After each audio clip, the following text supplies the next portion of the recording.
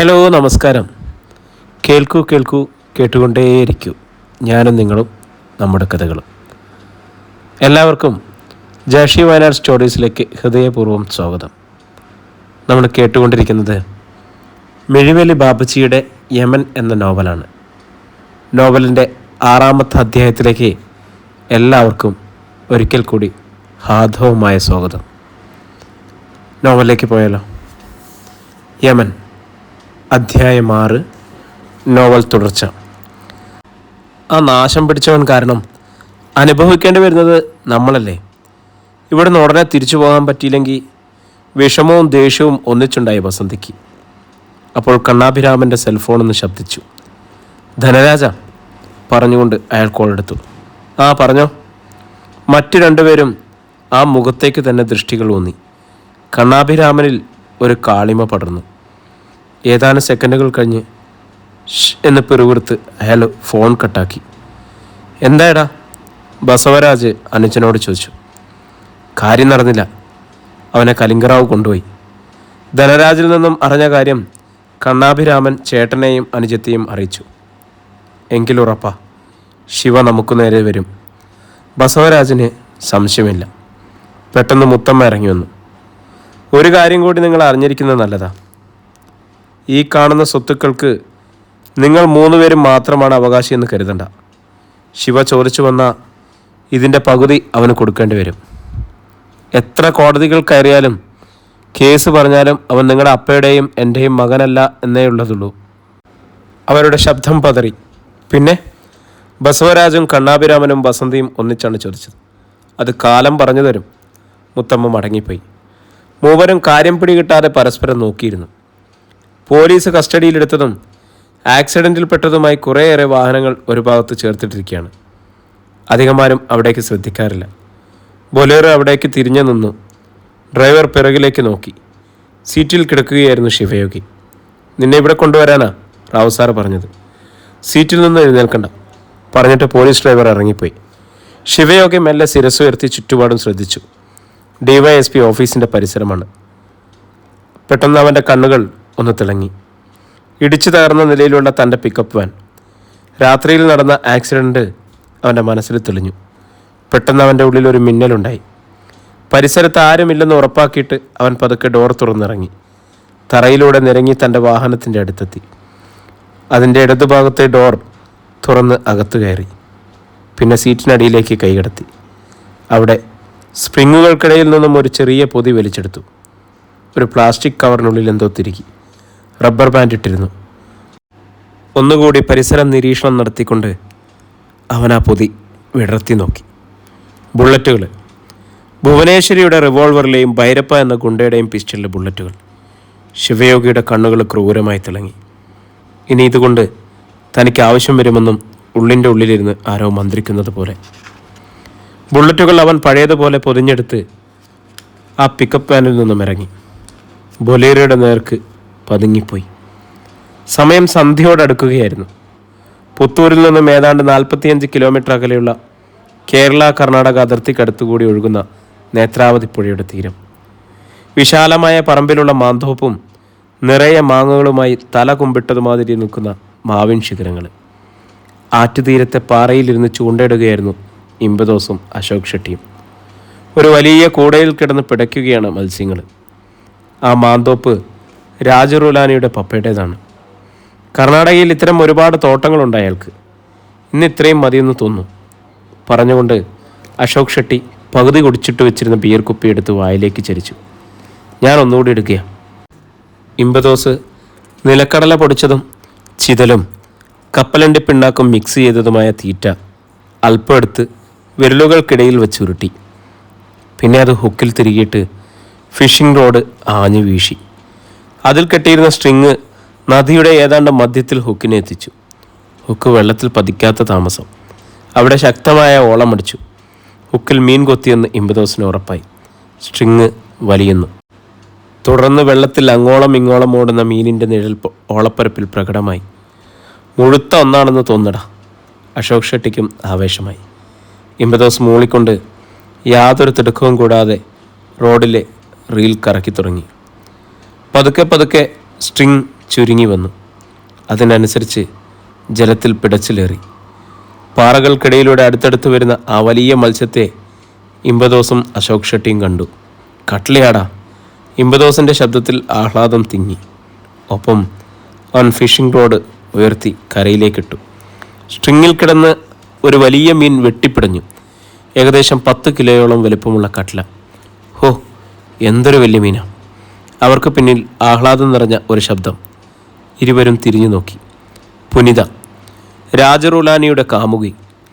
ഇറുകിയ half പാൻസും ടോപ്പുമാണ് വേഷം. ചന്ദന നിറമുള്ള കാൽവണ്ണകളിൽ സർപ്പക്കുഞ്ഞുങ്ങളെപ്പോലെ ചുറ്റിക്കിടക്കുന്ന കൊലുസുകൾ, വിടർന്ന കണ്ണുകളും നിറഞ്ഞ മാരടങ്ങളും, ഒതുങ്ങിയ അരക്കെട്ട്, നനവാർന്ന ചുണ്ടുകൾ, സിൽക്ക് നാരുകൾ പോലെയുള്ള മുടിയിഴകൾ 1.5 അടി നീളത്തിൽ കട്ട് ചെയ്തിരിക്കുന്നു. രാജു വരുന്നുണ്ട്, മീനിൽ നിന്നും കണ്ണെടുക്കാതെ അവൾ പറഞ്ഞു. അടുത്ത നിമിഷം മാന്തോപ്പിൻ്റെ അങ്ങേ തലയ്ക്കൽ ഒരു വാഹനത്തിൻ്റെ മുഖം തെളിഞ്ഞു. Toyota corolla. താഴ്ന്നു നിന്നിരുന്ന മാങ്ങകൾ അതിൻ്റെ ഗ്ലാസ്സിലും ബോർഡിലും മെല്ലെ തഴുകിക്കൊണ്ടിരുന്നു. തോട്ടത്തിലൂടെയുള്ള ചെറിയ പാതയായിരുന്നു അത്. എവിടെ നിന്നോ ഒരു പരിചാരകൻ നദിക്കരയിൽ പ്രത്യക്ഷപ്പെട്ടു. ഇമ്പദോസ് മത്സ്യവും മറ്റും അയാളെ ഏൽപ്പിച്ചു. ശേഷം അവനും അശോക് ഷെട്ടിയും പുനിതയും കൂടി റോഡിലേക്ക് ഇറങ്ങി നിന്നു. ടൊയോട്ടോ കൊറോള ഒഴുകി വന്ന് അവർക്കരികിലായി നിന്നു. അതിൻ്റെ ഡ്രൈവർ സീറ്റിൽ നിന്നും രാജറുലാനിയായിരുന്നു. പിൻസീറ്റിലെ ഗ്ലാസ് മെല്ലെ താണു. അവിടെ ഇരുന്ന ശിവയോഗി അവരെ നോക്കി ചിരിച്ചു. വിഷാദം പൂണ്ട ചിരി. അവർ മൂവരും കൂടി കാറിൽ കയറി. അത് നേരെ ഫാം ഹൗസിലേക്ക് പോയി. DYSPയുടെ ഓഫീസ്. കലിംഗറാവു ലാപ്ടോപ്പ് അടച്ചു വെച്ചു.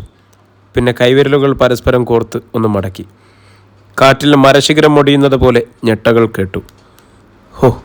അയാൾ ശിരസ് ഇടം വലം വെട്ടിച്ചു. സമയം രാത്രി 10 മണി കഴിഞ്ഞിരുന്നു. ഇതിൻ്റെ 2 തവണ ഭാര്യയെ വിളിച്ചു കഴിഞ്ഞു. ഉടനെ തന്നെ അവിടെ എത്താമെന്ന് അവൾക്ക് ഉറപ്പ് കൊടുത്തിരിക്കുകയാണ് അയാൾ. നാളെ തന്നെ ധനരാജനെ അറസ്റ്റ് ചെയ്യണം. എങ്കിൽ കരിക്കളം തറവാട്ടിൽ നടന്ന കേസുകൾക്ക് തുമ്പുണ്ടാകുമെന്ന് കലിംഗറാവു ഉറച്ചു വിശ്വസിച്ചു. അല്ലെങ്കിൽ അവൻ വഴുതി പോകും. തൻ്റെ സബോർഡിനേറ്റ്സിനോട് പോലും ഇക്കാര്യം സൂചിപ്പിച്ചിട്ടില്ല കലിംഗറാവു. ശിവയോഗി രക്ഷപ്പെട്ടുവെന്ന് പറഞ്ഞതിനിൽ ഉന്നതരിൽ നിന്നും ഒരുപാട് ശകാരങ്ങൾ കേൾക്കേണ്ടി വന്നിരുന്നു അയാൾക്ക്. എന്നാൽ ധനരാജ് കസ്റ്റഡിയിലായാൽ ശിവയോഗി നിരപരാധിയായിരുന്നുവെന്ന് തെളിയിക്കുവാൻ തനിക്കാവും. കലിംഗറാവു എഴുന്നേറ്റു. തൊപ്പിയെടുത്ത് തലയിൽ വെച്ചുകൊണ്ട് ക്യാബിനിൽ നിന്നും ഇറങ്ങി. പോലീസ് ഡ്രൈവർ കാത്തു നിന്നിരുന്നു. കലിംഗറാവു ബൊലീറോയിൽ കയറി. അത് ക്വാർട്ടേഴ്സ് ലക്ഷ്യമാക്കി പോയി. 15 മിനിറ്റ് സമയത്തെ യാത്ര. ഒരു വില്ലയ്ക്ക് മുന്നിൽ നിന്നു. ടുമോറോ 8 PM ഡ്രൈവറോട് പറഞ്ഞിട്ട് കലിംഗറാവു ഇറങ്ങി. പോലീസ് വാഹനം തിരികെ പോയി. വില്ലയുടെ പോർച്ചിൽ ലൈറ്റ് തെളിച്ചു നിന്നിരുന്നു. അയാൾ സിറ്റൗട്ടിൽ കയറി.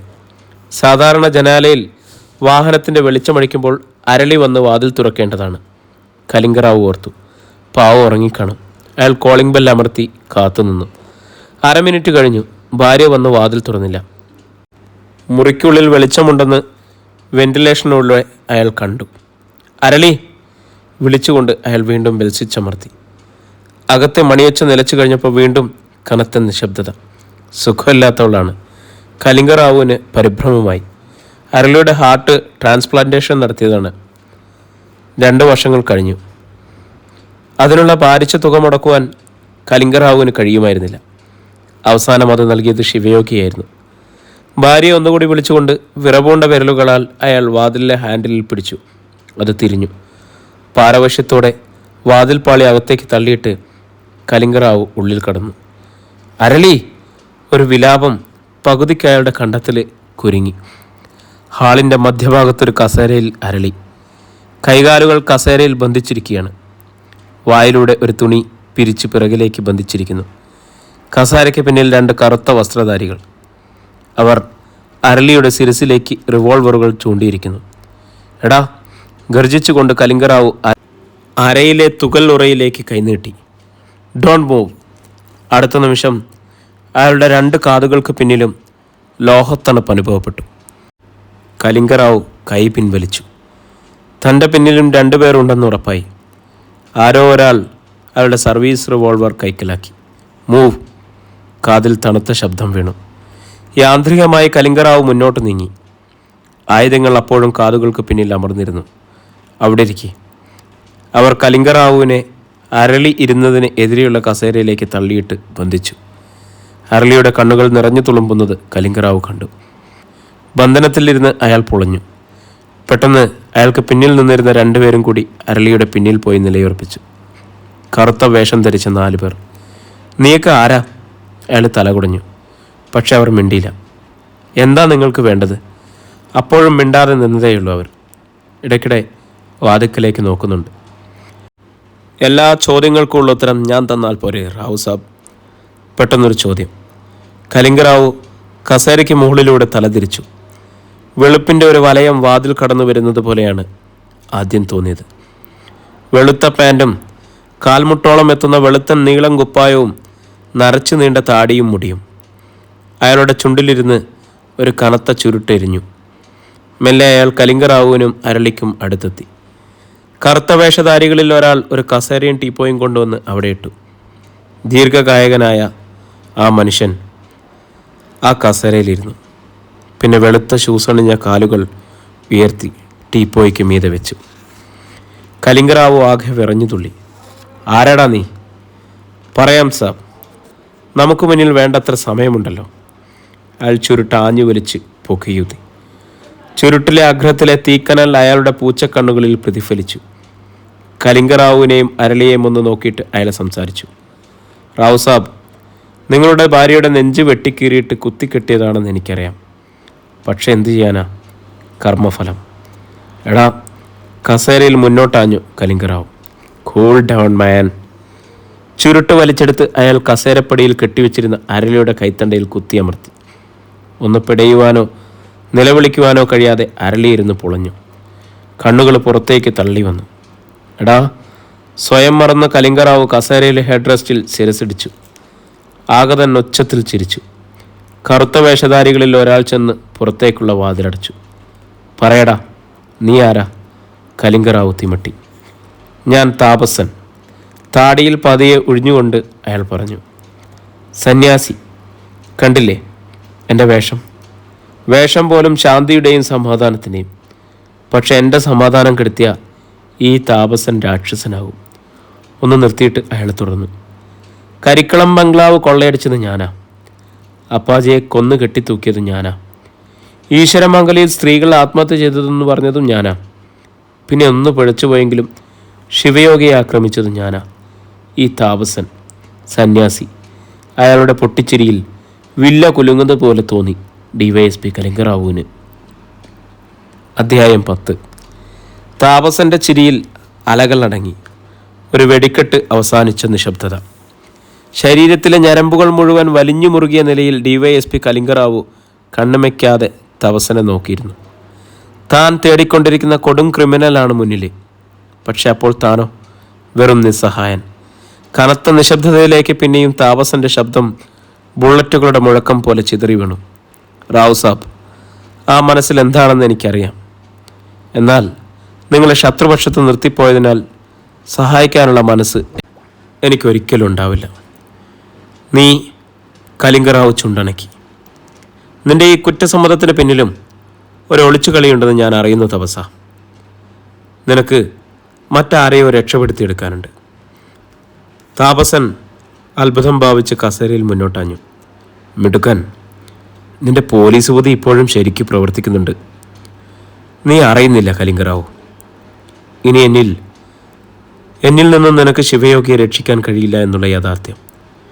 നീ അവനെ എവിടെ ഒളിപ്പിച്ചാലും ഞാൻ തീർത്തിരിക്കും, ഈ രാത്രി തന്നെ. താപസം പിന്നെയും താടിയിൽ തടവി. ബന്ധനാവസ്ഥയിൽ നിരാശനാണെങ്കിലും കലിംഗറാവു ചാടി എഴുന്നേൽക്കാൻ ശ്രമിച്ചു. അയാൾ കസേരയോടൊപ്പം തറയിലേക്ക് വീണു. അരളിയുടെ കാൽക്കലേക്ക്. അരളിയുടെ കണ്ണിൽ നിന്ന് നടന്ന നീർത്തുള്ളികൾ അയാളുടെ കവിളിൽ വീണ് ചിതറി. താപസ, അവിടെ കിടന്നുകൊണ്ട് കലിംഗറാവു ഗർജിച്ചു. നിനക്ക് എൻ്റെ മുന്നിൽ ഇരിക്കണമെങ്കിൽ നീ നിൽക്കുന്ന 4 തെണ്ടികളുടെ പിൻബലം വേണം. നീ ഒറ്റത്തന്തയ്ക്ക് പിറന്നവനാണെന്ന് ഉറപ്പ് നിനക്കുണ്ടെങ്കിൽ എന്നെ ഒന്ന് അഴിച്ചു വിട്ടിട്ട് പ്രസംഗിക്കട. എന്തോ തമാശ കേട്ടതുപോലെ താപസൻ ചിരിച്ചു. ഇതൊരു പഴയ നമ്പറാണെന്ന് എനിക്കറിയാം റാവു സാബ്. പക്ഷെ കാട്ടാനകളെ വാരിക്കുഴിയിൽ വീഴ്ത്തിയിട്ടേ മെരുക്കിയെടുക്കാറുള്ളൂ. അതുകൊണ്ട് എന്നിൽ നിന്നും യാതൊരു ബുദ്ധിമോശവും നീ പ്രതീക്ഷിക്കരുത്. എങ്കിലും താപസൻ ഹൃദയമില്ലാത്തവനാണെന്ന് നാളെ നീ പറയാനിടവരുത്. അതുകൊണ്ട് അയാൾ കറുത്ത വേഷധാരികളിൽ ഒരാളെ നോക്കി. കൊണ്ടുവാ. കറുത്ത വേഷധാരി പിന്തിരിഞ്ഞു. പിന്നെ നേരത്തെ കൊണ്ടുവച്ചിരുന്ന തടിമുറിക്കുന്ന മെഷീൻ വാളെടുത്തുകൊണ്ടുവന്ന് ഓൺ ചെയ്തു. മുറിയിൽ കർണകഠോരമായ ഒരു ശബ്ദം മുഴങ്ങി. ബന്ധനത്തിലിരുന്ന അരുളി അടിമുടി വിറച്ചു. വാളിൻ്റെ ഒച്ചയിൽ അമർന്ന താപസൻ്റെ ശബ്ദം കേട്ടു.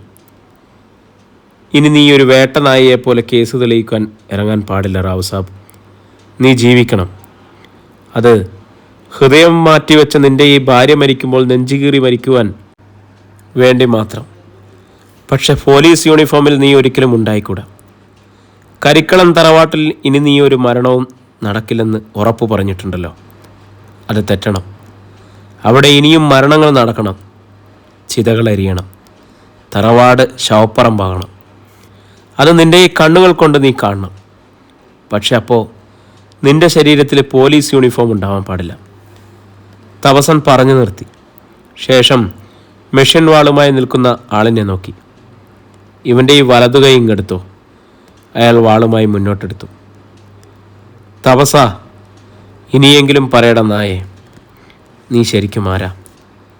കലിംഗറാവുവിൻ്റെ ഒച്ച വാളിൻ്റെ ശബ്ദത്തിൽ അമർന്നു. വാളിന് പുറത്തെ ഇരുമ്പ് ബെൽറ്റ് അതിവേഗം കറങ്ങി വരുന്നത് കലിംഗറാവു കണ്ടു. ഞാൻ ആരാണെന്ന് നീ ഒരിക്കൽ മനസ്സിലാക്കും. താപസൻ്റെ അത്രയും മറുപടി മാത്രം കലിംഗറാവു കേട്ടു. അടുത്ത നിമിഷം തടി മുറിക്കുമ്പോൾ അറക്കപ്പൊടി ചിതറുന്നത് പോലെ മാംസത്തുണ്ടുകൾ ചോരത്തുള്ളികളും ചുറ്റിപ്പറന്നു. ഒപ്പം കലിംഗറാവുവിൻ്റെ അലർച്ചയും. താപസൻ്റെ വെളുത്ത വസ്ത്രത്തിൽ ചുവപ്പ് പൊട്ടുകൾ ചിതറിപ്പതിഞ്ഞു. മുഖത്തും ഒന്ന് നിലവിളിക്കുവാൻ പോലും കഴിയാതെ അരളി കണ്ണുകൾ ഇറുക്കി അടച്ചു. കർച്ചീഫ് വലിച്ചെടുത്ത് മുഖം തുടച്ചുകൊണ്ട് താപസൻ എഴുന്നേറ്റു. അയാളുടെ കാൽക്കീഴിൽ കസേരപ്പടിയും അതിൽ ചേർത്ത് കെട്ടിയ കലിംഗറാവുവിൻ്റെ വലങ്കൈയും തുള്ളിപ്പടിഞ്ഞുകൊണ്ടിരുന്നു. നേത്രാവതി പുഴയോരത്തുള്ള മാന്തോപ്പിലെ ഫാം ഹൗസ്. ശിവയോഗിയുടെ ഒപ്പം സുഹൃത്തുക്കളും രാജറുലാനിയുടെ കാമുകി പുനിതയും ഉണ്ടായിരുന്നു. കിച്ചണിൽ നിന്നും മീൻ വറക്കുന്ന ഗന്ധം വന്നുകൊണ്ടിരുന്നു.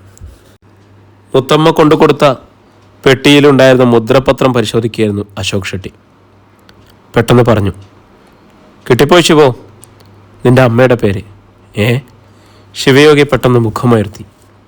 എന്താ പേര്? മറ്റുള്ളവർ ഒന്നിച്ചു തിരക്കി. ഭാഗ്യലക്ഷ്മി. നല്ല പേര്, പുനിത പറഞ്ഞു. ഭാഗ്യലക്ഷ്മി. ആ പേര് ശിവയോഗിയുടെ മനസ്സിൽ പതിഞ്ഞു. ഫോട്ടോ വല്ലതുണ്ടോ? ഇമ്പദോസ് തിരക്കി. ഇല്ല. അശോക് ഷെട്ടി തലയാട്ടി. 27 വർഷം മുമ്പ് തയ്യാറാക്കിയ ധനനിശ്ചയ ആധാരമാണിത്. അക്കാലത്ത് ഇതിൽ ഫോട്ടോ പതിക്കുമായിരുന്നില്ല. തനിക്ക് മാതാവിൽ നിന്നും ലഭിച്ച 20 ഏക്കർ ഭൂമിയാണ് 6 മാസം മാത്രം പ്രായമുള്ള ആ മകൻ ശിവയോഗിയുടെ പേരിൽ ഭാഗ്യലക്ഷ്മി എഴുതി വച്ചിരിക്കുന്നത്. മുദ്രപത്രത്തിലൂടെ അശോക് ഷെട്ടിയുടെ കണ്ണുകൾ പരതി നീങ്ങിക്കൊണ്ടിരുന്നു. അപ്പോൾ ശിവയോഗി എന്ന പേര് ഇവന് അമ്മ തന്നെ ഇട്ടതാണോ? രാജറുലാനിക്ക് അത്ഭുതം.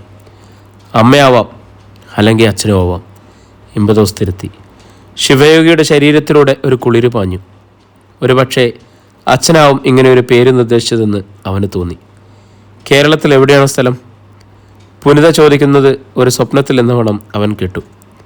പത്തനംതിട്ട ജില്ലയിലാണ്. ചിറ്റാർ എന്ന് പറയും. അവിടെ കുമാരൻകുന്ന് എന്നാണ് സ്ഥലപ്പേര്. നിന്റെ വസ്തുവിന് ഒരു ഭാഗം അതിർത്തിയായി ഇതിൽ പറഞ്ഞിരിക്കുന്നത് കക്കട്ടാറാണ്.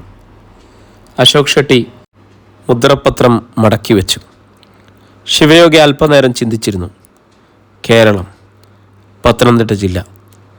പിന്നെ പെട്ടെന്ന് ഓർത്തതുപോലെ അവൻ തിരക്കി. രാജ്, ഞാൻ പറഞ്ഞ സാധനങ്ങളൊക്കെ കിട്ടിയോ? രാജറുലാനി തലയാട്ടി. 1 മണിക്കൂറിനുള്ളിൽ എല്ലാം എത്തും. കൂട്ടത്തിൽ നിനക്കൊരു സർപ്രൈസ് ഉണ്ടാവും. സർപ്രൈസ് എന്താണെന്ന് ശിവയോഗി ചോദിച്ചില്ല. എന്തും വരട്ടെ. പരിചാരകളിൽ ഒരാൾ വാതിക്കൽ തലനീട്ടി. സാബ്, എല്ലാം ഒരുക്കി കഴിഞ്ഞു. അയാൾ രാജറുലാനിയോട് പറഞ്ഞു. ശരി, എങ്കിലിനി ഭക്ഷണം കഴിച്ചിട്ട് ബാക്കിയൊക്കെ. അവൻ എല്ലാവരെയും കൂട്ടിക്കൊണ്ട് തീൻമുറിയിലെത്തി. അവിടെ വലിയ മേശമേൽ നിറയെ തിന്നാനും കുടിക്കാനും ഉള്ളതൊക്കെ നിരത്തിയിരുന്നു. ബിയർ മുതൽ മുന്തിയ ബ്രാൻഡിയും വിസ്കിയും വരെ. നദിയിൽ നിന്നും ചൂണ്ടയിട്ട് പിടിച്ച മീനുകൾ പലതരത്തിൽ പാകം ചെയ്തത്. ചപ്പാത്തിയും പൊറോട്ടയും മുതൽ ബിരിയാണിയും ഫ്രൈഡ് റൈസും വരെ. ശിവയോഗി എല്ലാ പ്ലേറ്റുകളുടെയും ഒന്ന് കണ്ണോടിച്ചു. എനിക്ക് നിങ്ങൾ സെൻഡ് ഓഫ് തരികയാണ് അല്ലേടാ? ഏയ്, അശോക് ഷെട്ടി അവൻ്റെ തോളിൽ കൈവച്ചു. ഇത് ഞങ്ങളുടെ ഒരു സന്തോഷത്തിനല്ലടാ. അധികം വൈകാതെ നീ ഇങ്ങോട്ട് മടങ്ങി വരും എന്നെനിക്ക് ഉറപ്പുണ്ട്.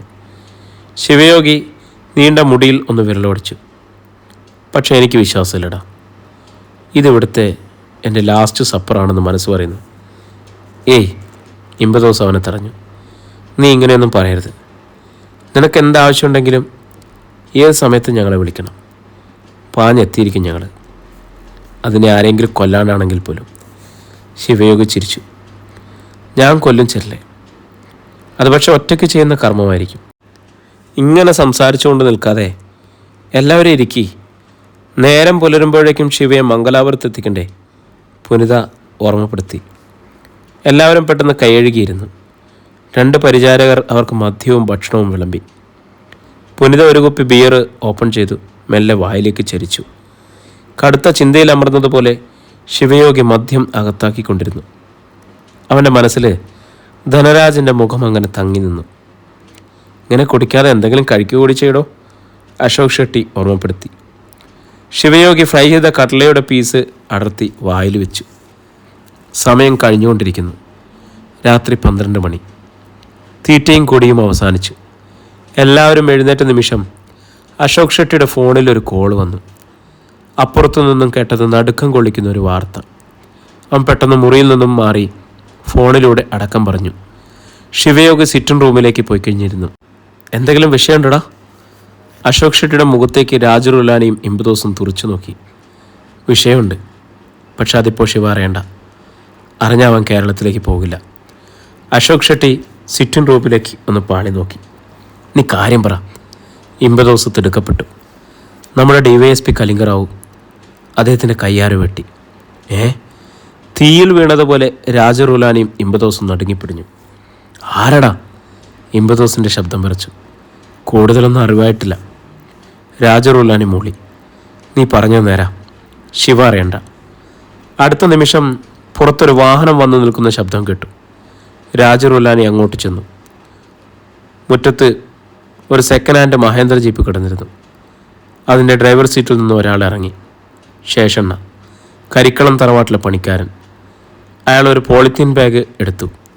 ശിവസാരന്തി അകത്തുണ്ട്. രാജറുലാനി ജീപ്പിനുള്ളിലേക്കൊന്ന് എത്തി നോക്കിയിട്ട് പറഞ്ഞു. അവന് പിന്നാലെ ശേഷണ്ണ ഔട്ട് ഹൗസിൽ പ്രവേശിച്ചു. ശേഷണ്ണ അയാളെ കണ്ടതും ആശ്ചര്യത്തോടെ ശിവയോഗി ചാടി എണീറ്റു. ശേഷണ്ണ ബാഗ് ഒരു ടീപ്പോയ്മേൽ വെച്ചു. പിന്നെ സങ്കടത്തോടെ ശിവയോഗിയെ നോക്കി. സാറിനെ ഇടയ്ക്ക് വന്ന് കാണാൻ പോലും കഴിഞ്ഞിരുന്നില്ല എനിക്ക്. അതൊന്നും സാരല്ല. ഇവിടെ വിടും മുമ്പ് തന്നെ ഒന്ന് കാണണമെന്നുണ്ടായിരുന്നു. അത് സാധിച്ചല്ലോ. ശിവയോഗി അയാളെ തന്നിലേക്ക് ചേർത്തു. ശേഷണ്ണയുടെ കണ്ണുകൾ നിറഞ്ഞു. പെട്ടെന്ന് എന്തോ ഓർത്തതുപോലെ ശിവയോഗി അയാളെ തന്നിൽ നിന്ന് നടത്തിയിട്ട് ആ മുഖത്തേക്ക് സൂക്ഷിച്ചു നോക്കി. പറയൂ ശേഷണ്ണ, ശരിക്കും മണിവർണ്ണയ്ക്ക് എന്താണ് സംഭവിച്ചത്? ശേഷണ്ണയുടെ മുഖം പെട്ടെന്ന് കുനിഞ്ഞു. അതിനിടെ വാക്കുകൾ അടർന്നു. ആ വിവാഹം ഒരു ചതിയായിരുന്നു സാറേ. എൻ്റെ മോളെ അവൻ വിവാഹം ചെയ്തത് മറ്റൊരാൾക്ക് വേണ്ടിയായിരുന്നു. ആദ്യ രാത്രിയിൽ അയാൾ മുറിയിലേക്ക് കയറി ചെന്നപ്പോൾ മണിമോള് ശരിക്കും പകച്ചു. അവളുടെ രോഷം തീർന്നത് വിവാഹം ചെയ്തവൻ്റെ തലയിൽ എന്തോ എടുത്തടിച്ചിട്ടാണ്. പിന്നെ അവൾ എങ്ങനെയോ രക്ഷപ്പെട്ടു. ഇത്രയും ദിവസം ഒളിവിൽ എന്നവണ്ണം താമസിച്ചിരിക്കുകയായിരുന്നു ഞങ്ങളുടെ വീട്ടിൽ തന്നെ. ശിവയോഗിയുടെ കണ്ണുകൾ വികസിച്ചു. ആരാ ശേഷണ്ണോ അവളുടെ മുറിയിലേക്ക് കയറി ചെന്നത്? ശേഷണ്ണയ്ക്ക് നാവ് അനങ്ങിയില്ല. ശിവയോഗി അയാളുടെ താടിയിൽ പിടിച്ചുയർത്തി. പറയാൻ. അവൻ്റെ ശബ്ദം വല്ലാതെ ഉയർന്നു. ധനരാജ് സാറ്. ശേഷണ്ണയുടെ ചുണ്ട് വിറച്ചു. അവനോ? അലറിക്കൊണ്ട് ശിവയോഗി വെട്ടിത്തിരിഞ്ഞ് സുഹൃത്തുക്കളെ നോക്കി. രാജോ, എൻ്റെ യാത്ര ഒരു ദിവസത്തേക്കൂടി നീട്ടിവെക്കുകയാണ് ഞാൻ. പോകും മുമ്പ് ധനരാജന് തീർത്തില്ലെങ്കിൽ ശേഷണ്ണയ്ക്കും മണിവർണ്ണയ്ക്കും സ്വസ്ഥമായി ജീവിക്കാനാവില്ല. അവൻ്റെ നെറ്റിയിൽ ഞരമ്പുകൾ ചിലന്തിക്കാലുകൾ പോലെ ഉയർന്നു. അത് വേണ്ട, അശോക് ഷെട്ടി തീർത്തു പറഞ്ഞു. മണിവർണ്ണയെ ധനരാജ് കാണാതിരുന്നാൽ പോരെ? അഥവാ കണ്ടെത്തിയ നിനക്ക് അവളെ രക്ഷിക്കാനും ധനരാജനോട് കണക്ക് തീർക്കാനും കഴിയും. ശിവയോഗിക്കും കാര്യം മനസ്സിലായില്ല. അപ്പോൾ ഇമ്പദോസ് പറഞ്ഞു, അതാണ് നിനക്ക് ഞങ്ങൾ കരുതി വച്ചിരുന്ന സർപ്രൈസ്. അവൻ തിരിഞ്ഞ് ശേഷണ്ണയെ നോക്കി. കണ്ണുകൊണ്ട് ഒരടയാളം കാണിച്ചു. ശേഷണ്ണ പെട്ടെന്നിറങ്ങി ജീപ്പിനടുത്തേക്ക് പോയി. തിരികെ വന്നപ്പോൾ അയാൾക്കൊപ്പം ഒരാളുണ്ടായിരുന്നു. ആ ആളിനെ കണ്ട് ശിവയോഗി അമ്പരന്നു. മണിവർണ്ണ. അവൻ വിശ്വാസം വരാതെ മന്ത്രിച്ചു. മണിവർണ്ണ പുഞ്ചിരിച്ചു. ഒട്ടും പ്രതീക്ഷിച്ചില്ല അല്ലേ സാറേ? ഇല്ല. അവൻ പറയുന്നതിനിടെ അവളെ കണ്ണുകൾ കൊണ്ട് നടന്നു. ചുരിദാറാണ് അവളുടെ വേഷം. കണ്ണുകളിൽ ഒരു കാളിമയുണ്ട് എന്നതൊഴികെ മണിവർണ്ണയ്ക്ക് മാറ്റമില്ല. ഇവളാണ് ശിവ നിന്റെ സർപ്രൈസ്, ഇമ്പദോസ് പിന്നെയും പറഞ്ഞു. കഴിഞ്ഞൊരു ദിവസം ഞാൻ പുത്തൂർ മാർക്കറ്റിൽ വെച്ച് ശേഷനെ കണ്ടു. ഇവളുടെ കാര്യം അറിഞ്ഞപ്പോൾ എനിക്കും അശോകനും രാജനും ഒരാശയം തോന്നി. ശേഷനെ എവളോ പക്ഷേ അതിനോട് യോജിച്ചില്ല. എങ്കിലും ഞങ്ങൾ സമ്മതിപ്പിച്ചു. നിന്നോട് ആലോചിക്കാതെ ഒരു തീരുമാനം എടുക്കുകയും ചെയ്തു. ഇമ്പദോസ് പറഞ്ഞു നിർത്തിയിട്ട് അശോക് ഷെട്ടി തുടർന്നു. ഇവിടെ നിന്ന് എപ്പോഴായാലും മണിവർണ്ണ പിടിക്കപ്പെടും.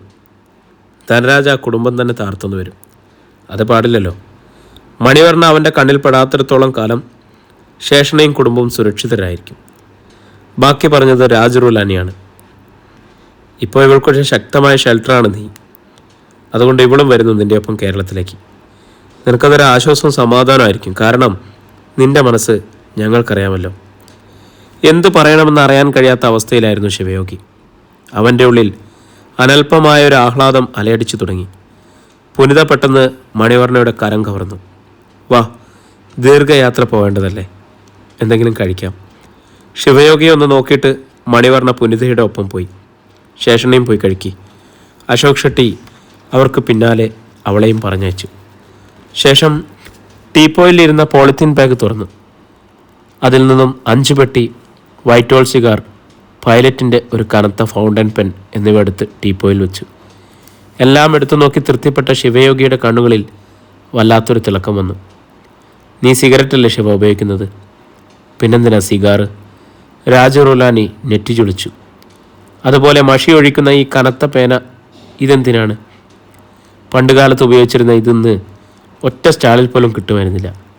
അവസാനം ഒരു വൃദ്ധൻ നടത്തുന്ന പെൻ ഹോസ്പിറ്റലിൽ നിന്നാണ് പൊക്കിയത്. ശിവയോഗി പേനയും സിഗാറും വീണ്ടും ബാഗിൽ വെച്ചു. ഇപ്പോൾ ഇതിൻ്റെ ആവശ്യം ഞാൻ പറയില്ല. ഒരിക്കൽ പറയും. എൻ്റെ ലക്ഷ്യങ്ങൾ മുഴുവൻ പൂർത്തിയായി കഴിഞ്ഞ്. അവൻ ചിരിച്ചു. പുലർച്ചെ 3 മണിക്ക് യാത്രയ്ക്കൊരുങ്ങി. ശിവയോഗിയും സുഹൃത്തുക്കളോടും യാത്ര പറഞ്ഞിറങ്ങി. പോട്ടടാ, പോയിട്ട് വരാമെന്ന് പറയടാ. അശോക് ഷെട്ടിയുടെ കണ്ണുകൾ നിറഞ്ഞു. മണിവർണ്ണ ശേഷണ്ണയെ കെട്ടിപ്പിടിച്ചു കരഞ്ഞു. അച്ഛൻ സൂക്ഷിക്കണം. ശേഷണ്ണ മിണ്ടിയില്ല. ജീപ്പിൻ്റെ RC ബുക്കും ഇൻഷുറൻസ് പേപ്പറും ഒക്കെ ഡാഷ്ബോർഡിലുണ്ട്. രാജറുലാനി ശിവയോഗിയോട് പറഞ്ഞു. അവൻ മൂളി. ശിവയോഗിക്കൊപ്പം ജീപ്പിൻ്റെ മുൻസീറ്റിൽ മണിവർണ്ണയും കയറി. ഇരുവരും കൈകൾ ഉയർത്തി വീശി. ശിവയോഗി ജീപ്പ് സ്റ്റാർട്ട് ചെയ്തു. തിരിഞ്ഞ് സുഹൃത്തുക്കളെ ഒന്നുകൂടി നോക്കിയിട്ട് ഗിയർ ചേഞ്ച് ചെയ്തു. പത്തനംതിട്ട. രാത്രി 9 മണിക്ക് ശിവയോഗിയും മണിവർണ്ണയും അവിടെ എത്തി. KSRTC ബസ് സ്റ്റാൻഡിന് മുന്നിലുള്ള വെജിറ്റേറിയൻ ഹോട്ടലിൽ കയറി ഭക്ഷണം കഴിച്ചു. ഹോട്ടൽ ജീവനക്കാരനോട് ചിറ്റാറിന് പോകുന്ന വഴി ചോദിച്ച് മനസ്സിലാക്കി.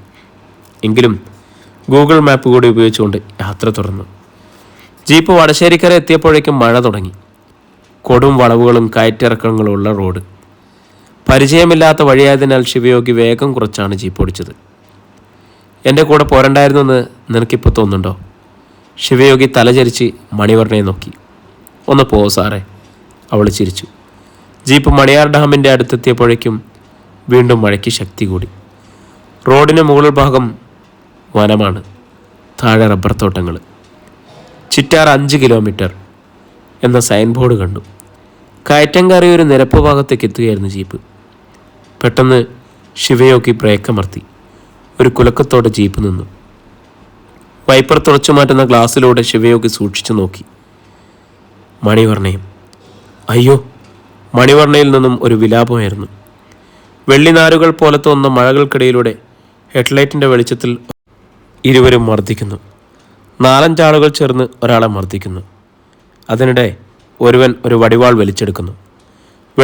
വെളിച്ചമടിച്ച് അത് വെട്ടിത്തിളങ്ങി. 11. അയാളെ അവന്മാർ കൊല്ലും. ശിവയോഗി ജീപ്പിൻ്റെ ഗിയർ ന്യൂട്രലാക്കിയിട്ട് ഹെഡ്ലൈറ്റ് അണയ്ക്കാതെ പുറത്തേക്ക് ഇറങ്ങുവാൻ ഭാവിച്ചു. വേണ്ട സാറേ. മണിവർണ്ണ പെട്ടെന്ന് വലങ്കൈ നീട്ടി അവൻ്റെ ഇടങ്കയിൽ പിടിച്ചു. അയാൾ ആരുമാകട്ടടി. നമ്മുടെ മുന്നിൽ വെച്ച് അയാൾ മരിക്കാനിടയാൽ ഒരുപക്ഷെ കോടതി കയറേണ്ടി വരും. നമ്മളും. ശിവയോഗി മണിവർണ്ണയുടെ കൈതട്ടി മാറ്റിയിട്ട് മഴയിലേക്ക് ഇറങ്ങി. ആ സെക്കൻഡിൽ മുന്നിലൊരു ആക്രോശം കേട്ടു. പ്രിയമുള്ളവരെ, നമ്മുടെ നോവൽ ഇവിടെ തുടരുകയാണ് കേട്ടോ. ഒത്തിരി സസ്പെൻസ് ആയിട്ടുള്ള ഒരു പാട്ടിലാണ് നമ്മളിപ്പോൾ എത്തി നിൽക്കുന്നത്. നിങ്ങളുടെ അഭിപ്രായങ്ങളെല്ലാവരും കമൻ്റായിട്ട് രേഖപ്പെടുത്തിക്കോളൂ. ശബ്ദമൊക്കെ റെഡിയായി വരുന്നുണ്ട്. വീണ്ടും നമ്മളിതിൻ്റെ ലെങ്ത്ത് കുറച്ചും കൂടി കൂട്ടിയാലോ എന്ന് ആലോചിക്കുന്നുണ്ട്. എന്തായാലും നിങ്ങളുടെ അഭിപ്രായങ്ങളൊക്കെ കമൻ്റായിട്ട് രേഖപ്പെടുത്തിക്കോളൂ. പിന്നെ രാത്രി 1 മണിക്ക് തന്നെ നമ്മുടെ സ്പെഷ്യൽ എപ്പിസോഡ് അപ്ലോഡായിട്ടുണ്ടാവും. എല്ലാ ദിവസവും 9 മണിക്കാണ് നോർമലി എല്ലാവർക്കും കിട്ടുക. കുറച്ച് മുൻപേ കേൾക്കണം എന്ന് താല്പര്യമുള്ള ആരെങ്കിലും ഉണ്ടെങ്കിൽ മെമ്പർഷിപ്പ് പാക്കേജിലുണ്ട്. അവർക്ക് വേണമെങ്കിൽ, നിർബന്ധമില്ല, വേണമെങ്കിൽ കേൾക്കാം കേട്ടോ. അപ്പം ഒത്തിരി സന്തോഷത്തോടെ, ഒത്തിരി സ്നേഹത്തോടെ കമൻറ്റുകൾ ഇട്ടുകൊണ്ടേയിരുന്നോളൂ. ബോട്ട് 7 ദിവസത്തെയാണ് എടുക്കുക. 7 ദിവസത്തെ കമൻറ്റ് ബോക്സിൽ നിന്നാണ് ഒരാളെ പിക്ക് ചെയ്യുക. ആ ഒരാൾക്ക് നമ്മളൊരുക്കുന്ന സ്പെഷ്യൽ ഗിഫ്റ്റ് അവിടെ എത്തുന്നതായിരിക്കും. ഒത്തിരി സന്തോഷത്തോടെ, ഒത്തിരി സ്നേഹത്തോടെ നിങ്ങളുടെ സ്വന്തം ജാഷി വയനാട്.